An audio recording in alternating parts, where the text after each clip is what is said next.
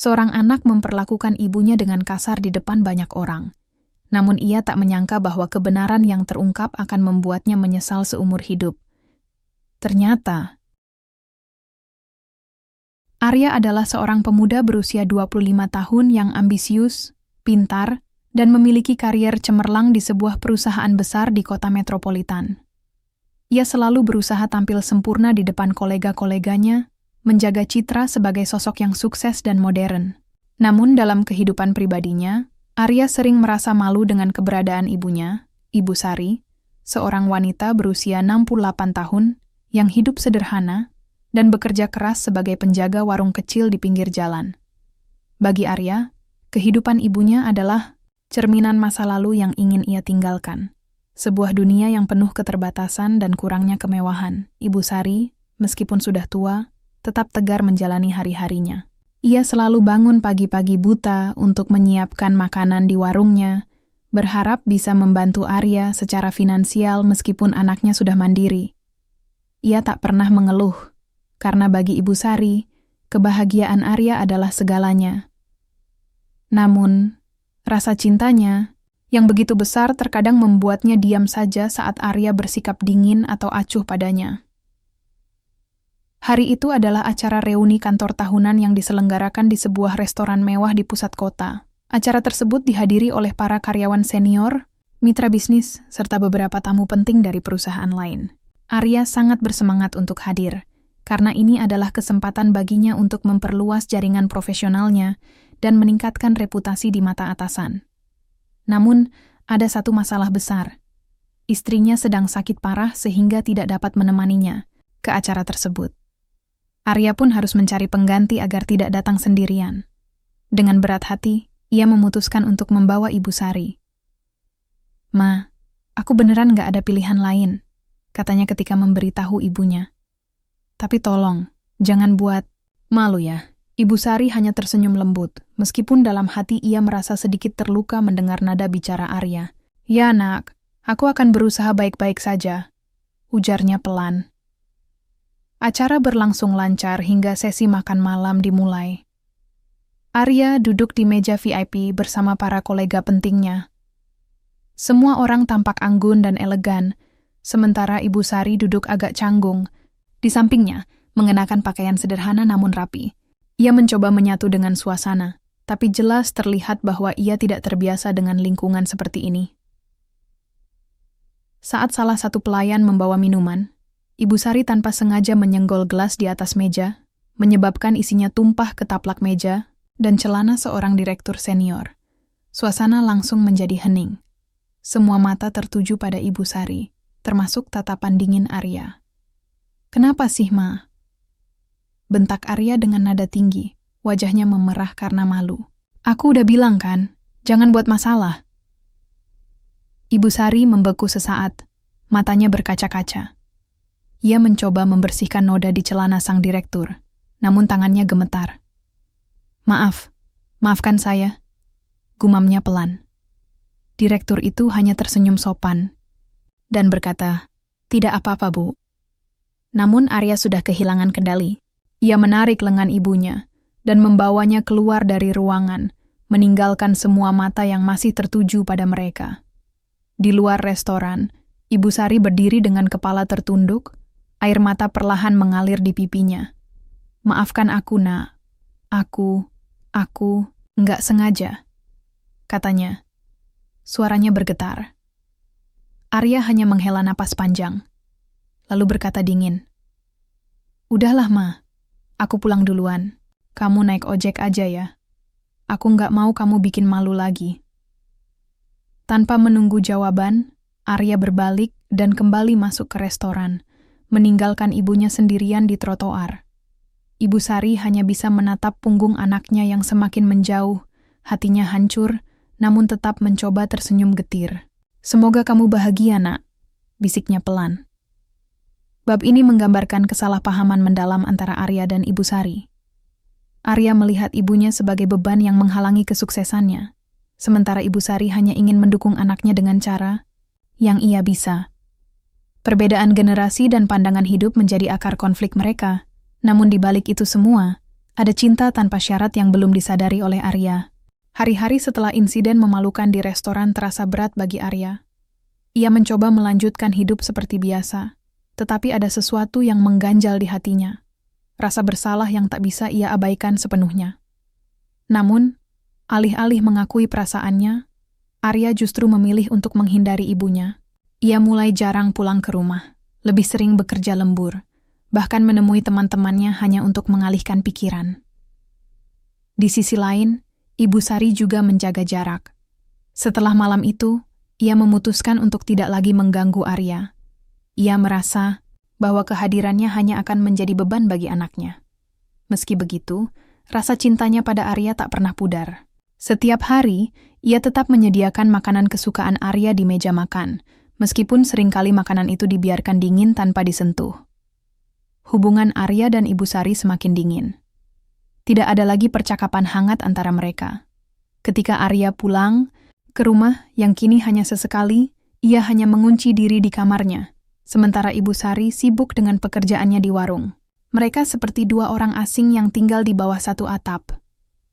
Namun, meski Arya mencoba keras untuk mengabaikan perasaan bersalahnya, bayangan tentang malam itu terus menghantuinya. Di tengah kesibukannya yang padat, ia sering mendapati dirinya termenung memikirkan ekspresi sedih Ibu Sari saat ia meninggalkannya di trotoar. Ada kalanya ia ingin meminta maaf, tapi harga dirinya selalu menghalangi. "Aku kan cuma melindungi karierku," katanya dalam hati, mencoba meyakinkan dirinya sendiri. Beberapa hari kemudian, Arya mulai mengalami mimpi-mimpi aneh. Dalam mimpi tersebut, ia melihat dirinya sebagai seorang anak kecil yang rapuh dan sakit-sakitan. Saat itu, Ibu Sari masih muda dan penuh energi, namun wajahnya tampak lelah karena harus bekerja sepanjang hari untuk membiayai pengobatan Arya. Ia ingat bagaimana ibunya rela menjual perhiasan satu-satunya hanya untuk membeli obat untuknya.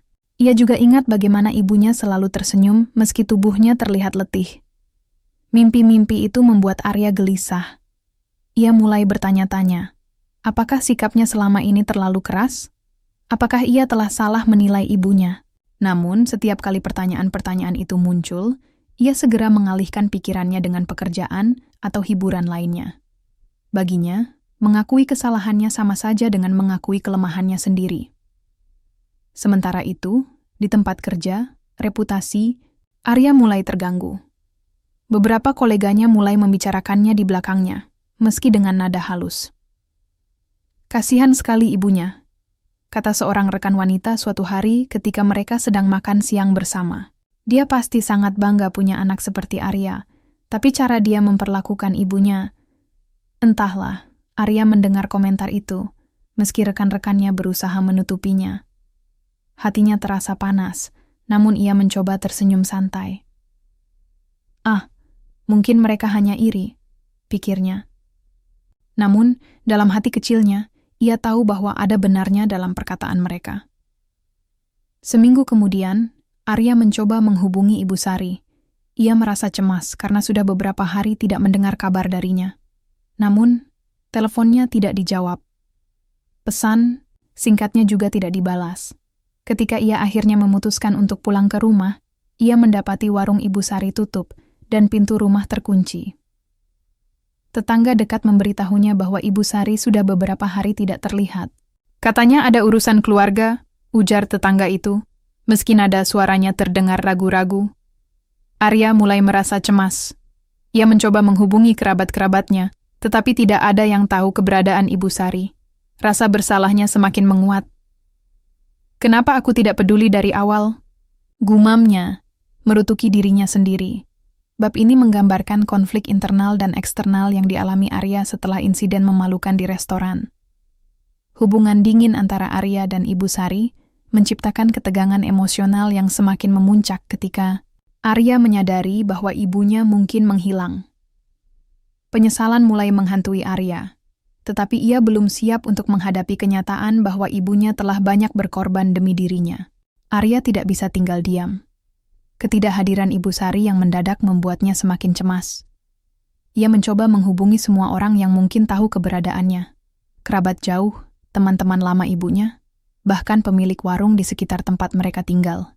Namun, tak ada satupun yang bisa memberikan jawaban pasti. Semua orang hanya mengatakan hal-hal samar seperti, Ibu Sari pergi untuk sementara, atau mungkin dia butuh waktu sendiri. Keputusasaan mulai merayap masuk ke dalam hatinya. Arya memutuskan untuk kembali ke rumah ibunya, berharap menemukan petunjuk apapun yang bisa membantunya melacak keberadaannya. Saat ia membuka pintu rumah yang sudah berhari-hari terkunci, udara di dalam terasa dingin dan sunyi. Segala sesuatunya tampak rapi, tetapi ada nuansa kosong yang sulit dijelaskan. Arya mulai memeriksa setiap sudut rumah. Di dapur, ia menemukan beberapa bahan makanan yang belum digunakan, sementara piring-piring bekas makan masih tertinggal di wastafel. Sepertinya Ibu Sari pergi begitu saja, tanpa sempat membereskan segalanya. Namun yang paling menarik perhatian Arya adalah sebuah surat tua yang ditemukannya di laci meja ibunya. Surat itu sudah agak kusam dan robek di beberapa bagian, tetapi tulisan di dalamnya masih cukup jelas terbaca. Surat itu ditulis oleh seorang dokter lebih dari 20 tahun lalu. Dalam surat tersebut, dokter menyebutkan bahwa Ibu Sari pernah didiagnosis menderita penyakit ginjal kronis saat Arya masih kecil.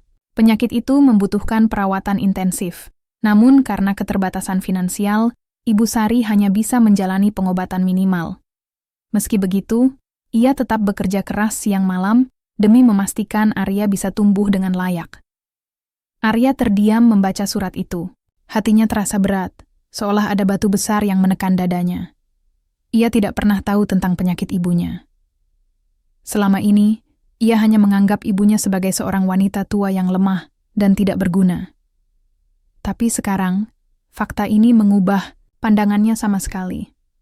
Masih penasaran, Arya melanjutkan pencariannya di rumah. Di lemari kamar ibunya, ia menemukan sebuah kotak kayu kecil yang tersembunyi di balik tumpukan selimut tua. Kotak itu berisi beberapa foto lama, dokumen-dokumen penting, dan secarik kertas yang tampak seperti catatan harian. Salah satu fotonya menunjukkan Ibu Sari bersama seorang anak kecil yang tampak asing bagi Arya. Anak itu terlihat mirip dengannya, tetapi usianya lebih muda dan wajahnya lebih ceria. Catatan harian yang ada di kotak itu memberikan petunjuk lain. Di salah satu halamannya, Ibu Sari menulis tentang masa-masa sulit ketika Arya masih kecil.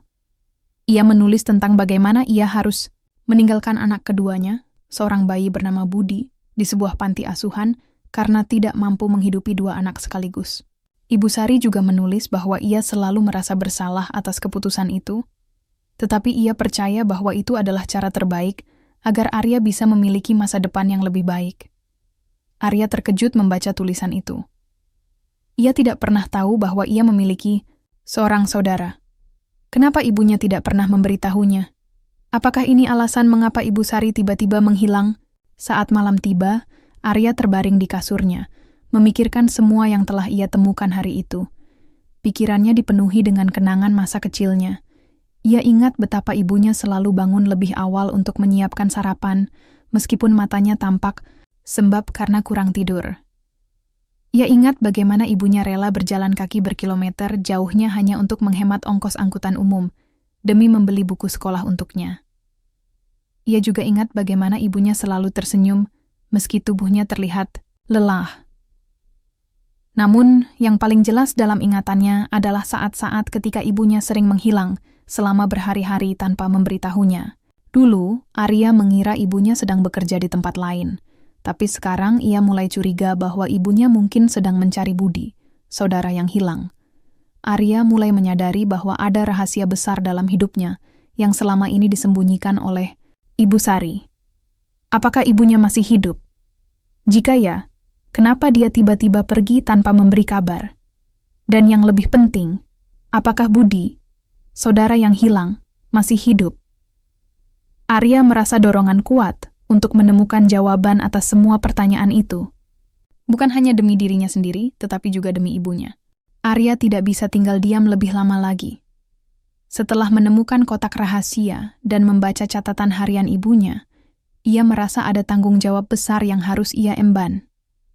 Ia mulai menyusun rencana untuk mencari keberadaan Ibu Sari dan Budi, saudara, yang hilang. Arya tahu ini bukanlah tugas yang mudah, tetapi ia tidak punya pilihan lain.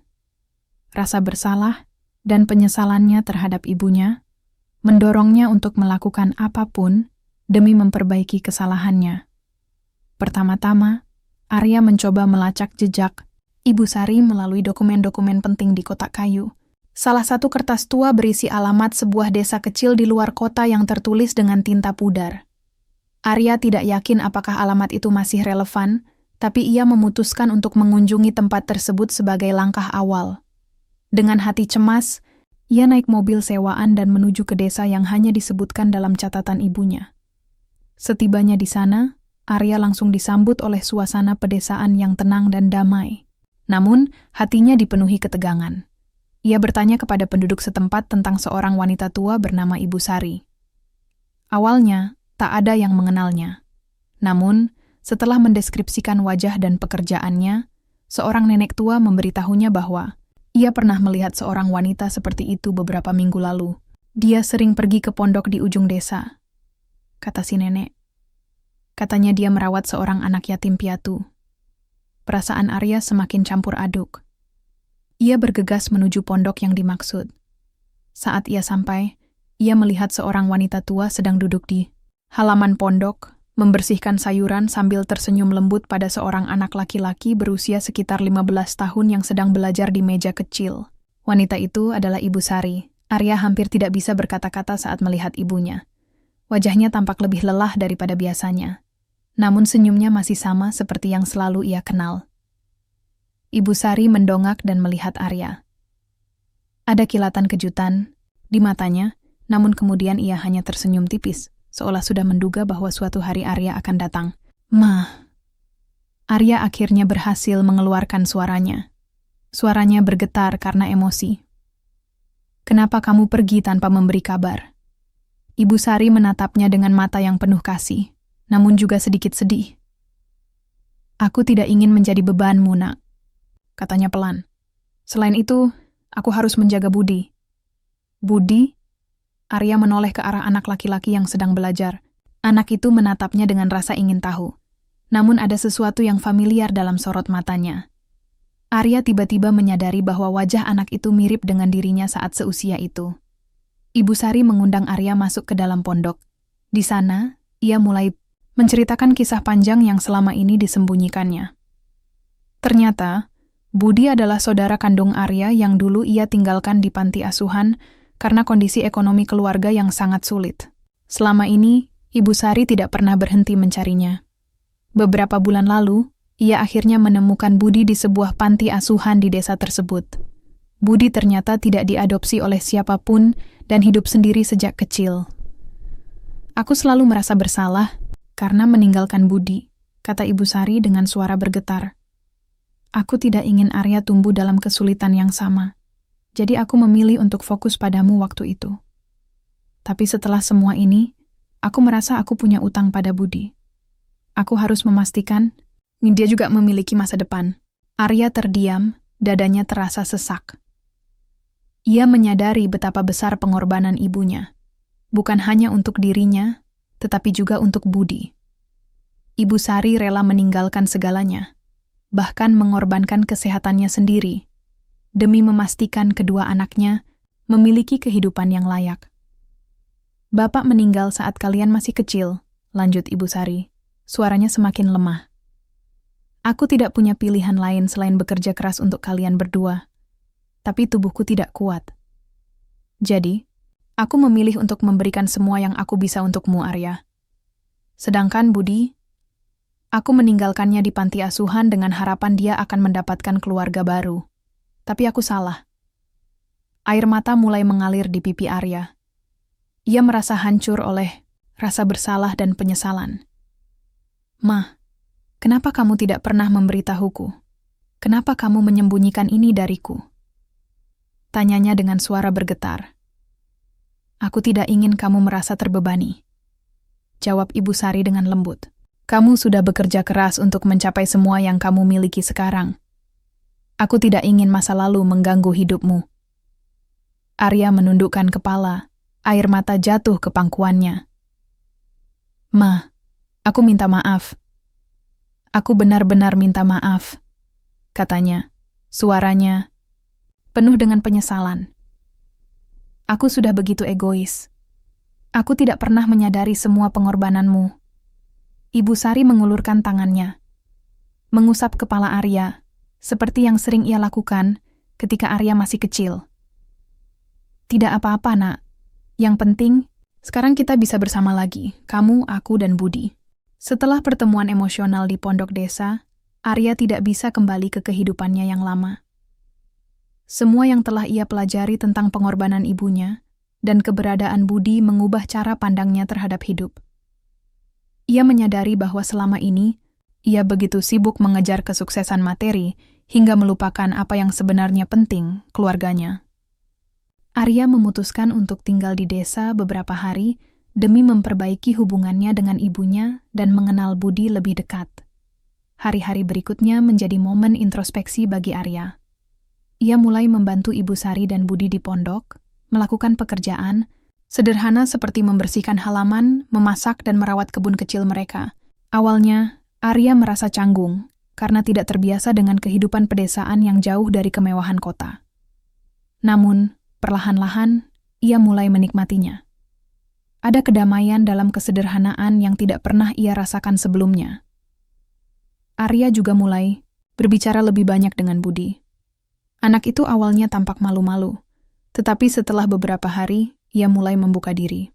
Arya mendengarkan cerita-cerita Budi tentang masa kecilnya di panti asuhan, tentang bagaimana ia sering merasa kesepian dan ingin memiliki keluarga. Arya merasa hatinya semakin tercabik saat menyadari bahwa saudaranya harus tumbuh tanpa kasih, sayang orang tua. "Kenapa kamu tidak pernah memberitahuku tentang Budi, Ma?" tanya Arya suatu malam ketika mereka duduk bersama di halaman pondok. Ibu Sari tersenyum getir. "Karena aku takut kamu akan merasa bersalah atau terbebani.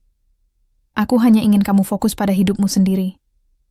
Tapi aku nggak pernah ada untukmu," kata Arya suaranya bergetar. "Aku cuma mikirin diriku sendiri. Aku bahkan nggak sadar betapa keras kamu berjuang untuk aku dan Budi." Ibu Sari menggeleng pelan. "Itu bukan salahmu, Nak. Kamu masih muda waktu itu. Sekarang, yang penting adalah kita bisa bersama lagi." Arya memutuskan untuk mengambil cuti panjang dari pekerjaannya di kota.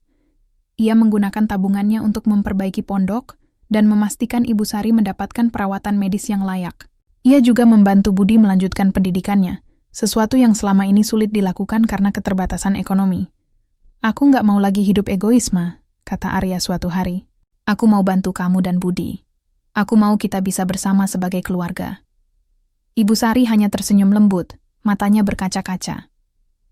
"Terima kasih, Nak. Ini sudah lebih dari cukup." Hubungan Arya dengan ibunya perlahan-lahan membaik. Mereka mulai saling terbuka, berbagi cerita tentang masa lalu, dan harapan untuk masa depan. Arya juga belajar untuk tidak malu dengan latar belakang keluarganya. Ia menyadari bahwa warung kecil ibunya, meskipun sederhana, adalah simbol kerja keras dan cinta tanpa syarat. Beberapa bulan kemudian, Arya memutuskan untuk membawa Ibu Sari dan Budi kembali ke rumah mereka di kota. Ia memperbaiki warung kecil ibunya dan mulai bekerja di sana. Belajar untuk menghargai jerih payah yang telah dilakukan ibunya selama bertahun-tahun. Ia juga membantu Budi mengejar cita-citanya untuk menjadi guru, sesuatu yang selalu ia impikan.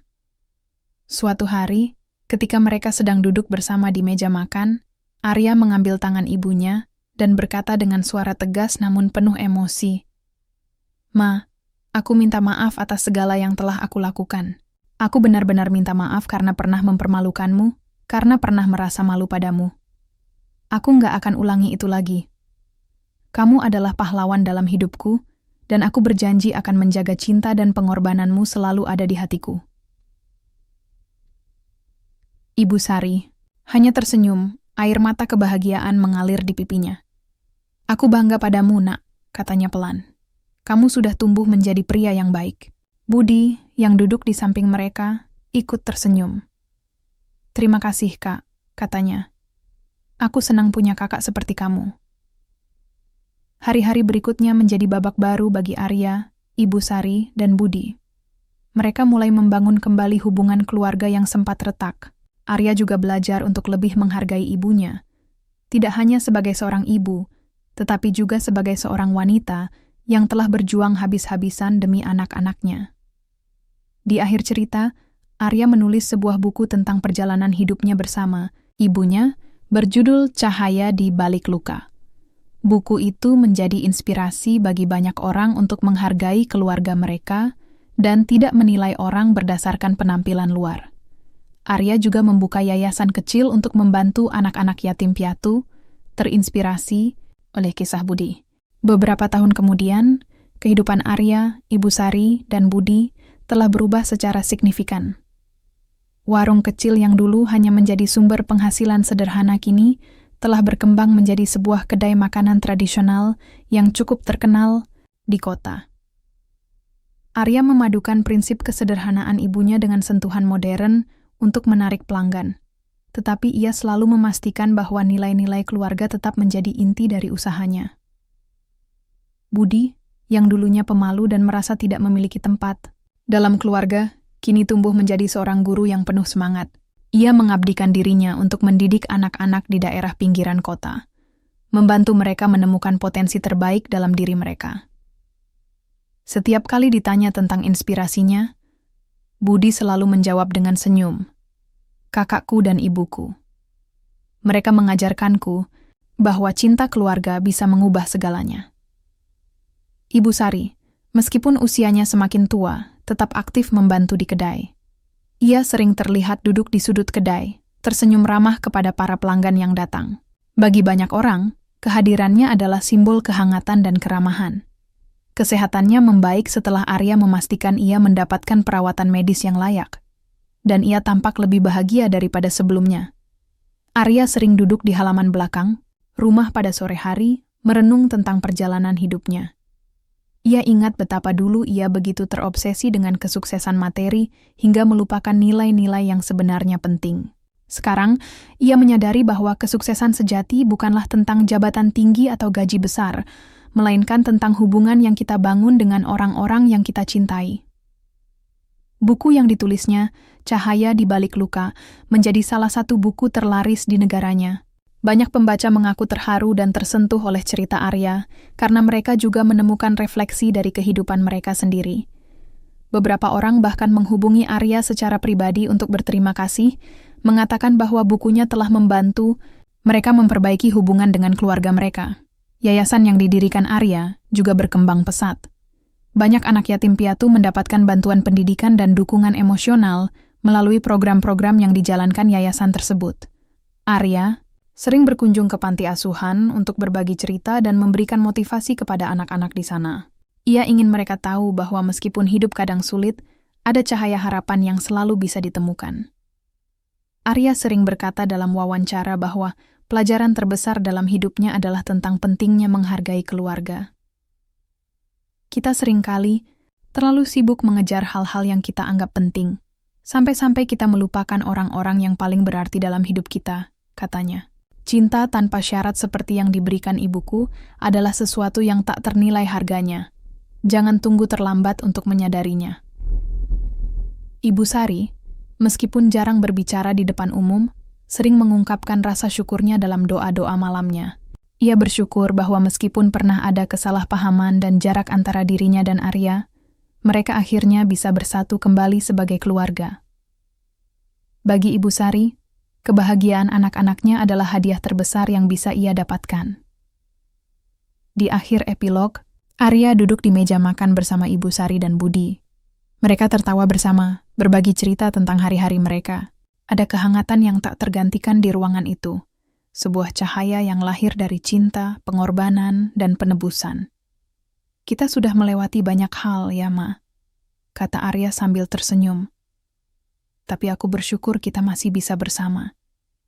Ibu Sari mengangguk, matanya berbinar.